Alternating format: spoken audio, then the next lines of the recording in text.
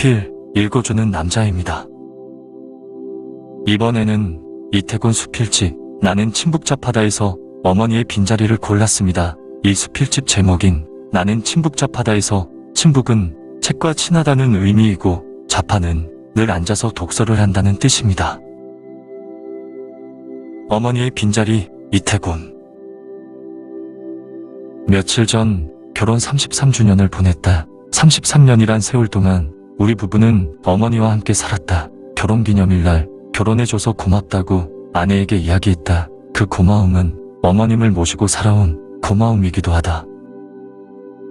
그런 어머니가 향년 97세의 연세로 지난달에 세상을 떠났다. 어머님이 사용하셨던 텅 빈 방이 항상 내 눈에 밟힌다. 허허로운 마음이 이런 마음인지도 모르겠다. 어머님의 상실에 깊은 아쉬움을 달래기 위해 어머니의 빈 방을 홀로 서성거려 본다. 허허로운 마음이 이런 마음인지도 모르겠다. 어머님의 상실에 깊은 아쉬움을 달래기 위해 어머니의 빈 방을 홀로 서성거려 본다. 어머니의 목소리가 들린다. 어머니는 홀로 무료함을 달래기 위해 방에 놓여있는 저 돌도 지나지 않은 증손자 사진을 보면서 오늘은 할미 집에 놀러 안 오나? 라고 중얼거리셨다. 그 어머니의 외로운 목소리가 내 가슴을 때린다. 어머님의 빈방에 서쪽으로 기우는 겨울 햇빛이 가득하다. 상실의 아픔을 잊기 위해 어머님의 물품들을 모두 처분하였다. 어머님이 간직했던 몇 장의 사진과 어머님의 영정사진만 어머니의 빈자리를 메우고 있다. 어머님의 빈방 창문을 열었다. 갑자기 겨울바람이 매섭게 어머니 방으로 몰아친다. 겨울바람이지만 오히려 따스했다. 삶과 죽음의 깊고 무거운 간극을 몸소 감당해야 했던 어머님. 그런 어머니의 장례식을 더듬어 본다. 어머님의 영정사진 앞에서 첫 술잔을 올릴 때 이별의 아픔이 이렇게 큰 줄 처음 알았다. 며칠 전까지만 해도 집에서 막걸리 한 잔을 함께 마시며 건배를 외쳤던 어머님이었는데 이제는 어머니의 목소리를 들을 수 없다니 그 순간 눈물이 왈칵 쏟아졌다. 행복을 위하여 건배. 이제는 들을 수 없는 어머니의 목소리이다. 어머니의 죽음 앞에서 상실과 단절의 아픔을 크게 느낀다. 입관식 때의 느낌은 놀라움이었다. 임종 직전에 만졌던 어머님의 몸에는 아직 따뜻함이 그대로 남아있었지만 입관식 때 어머니의 몸은 차디차게 굳어져 있었다. 얼굴은 화장으로 예쁘게 단장하고 있었지만 차디차게 굳어져 있는 어머니의 팔을 만지는 순간 내 마음도 차디차게 굳어져 가고 있었다. 이렇게 어머니를 보내는구나. 허망한 보냄이었다. 아내의 울음소리가 더욱 크게 들렸다. 이렇게 어머니를 보내드릴 거라면 살아생전에 좀 더 잘했을 걸 하는 회한의 울음이었다. 나도 함께 울었다. 아내는 어머님의 입관식에 참석한 것을 후회한다. 그만큼 아쉬움이 컸다는 의미일 것이다.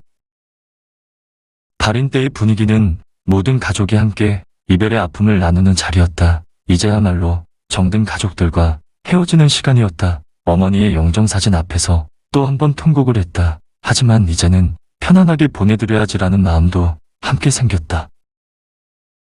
어머니의 장지 결정은 막내딸의 생각이 결정적이었다. 할머니와 각별한 정을 나눈 막내딸이 할머니 보고 싶을 때 자주 가서 할머니 볼 수 있는 곳으로 모시자고 해서 딸의 의견대로 서울 근처 추모공원으로 어머니를 모시기로 결정했다.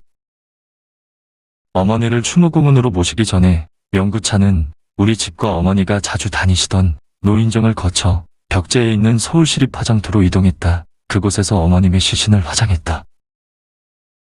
20여 개의 화장시설을 갖추고 있는 대형 화장시설임에도 온종일 화장실을 가동한다고 한다. 그만큼 수요가 많다는 의미일 것이다. 드디어 어머니의 차례가 되었다. 이미 장례식장에서 충분히 눈물을 흘렸는데도 아직도 눈물이 남아있었다. 입관한 채로 화장실을 들어간 후 1시간 남짓한 시간이 지나고 나서 어머님은 한 줌의 재가 되어 나왔다. 한 줌의 재에 불과한 삶이다. 삶의 허망함이 이런 것인지도 모른다. 한 줌의 재일지라도 온갖 정성으로 포장하여 어머님의 유골함에 모셔서 추모공원으로 향했다. 추모공원에서는 성모 마리아가 지키는 가톨릭 방으로 어머니의 유골함을 모셨다. 우리의 눈높이와 같은 최고의 위치로 모셨다. 5층 단독주택을 마련하였다. 요즘 가끔 한강변을 따라서 자전거를 탄다. 성산대교에서 방화대교 방향으로 가면서 한강의 흐름을 보았다. 한강은 흐른다. 그것도 서해를 향해 흐른다. 하지만 서해 쪽에서 한강으로 바람이 불어오면 한강은 바람이 부는 방향으로 물결이 출렁인다. 자전거를 타고 가면 한강은 거꾸로 흐르는 것처럼 보인다. 나의 착각일 뿐이다. 한강은 항상 서해를 향해 흐른다. 그것이 한강의 운명이다. 한강의 물줄기가 언제 서해에 도착하는가? 그건 상황에 따라 다르다. 일찍 도착할 수도 있고 늦게 도착할 수도 있다. 우리의 인생도 그렇지 않을까? 인간의 죽음은 필연적이다. 누구에게나 닥치는 운명이다. 다만 그 죽음이 언제 나에게 닥치는가는 상황에 따라 다를 뿐이다. 죽음은 우리 주변에 산재해 있다. 죽음은 있는 그대로 받아들여야 한다. 어머니의 연세는 올해 97세이다. 어머니는 어머니의 삶을 살고 이 세상을 떠나셨다. 하지만 조금 더 늦게 보내드릴 수 있었는데 나는 진한 아쉬움은 많이 남는다. 지난 일에 대한 후회의 감정은 불완전한 인간의 특징인지도 모른다. 주변에서는 하나같이 나의 아내를 칭찬한다. 30년 넘게 시어머니를 모셨으니 대단하다고 한다. 그럴지도 모른다. 하지만 나나 나의 집사람은 나름대로 최선을 다했지만 완벽하지는 않았다고 생각했다. 그래서 그렇게 어머니를 보내면서 눈물을 많이 흘렸나 보다.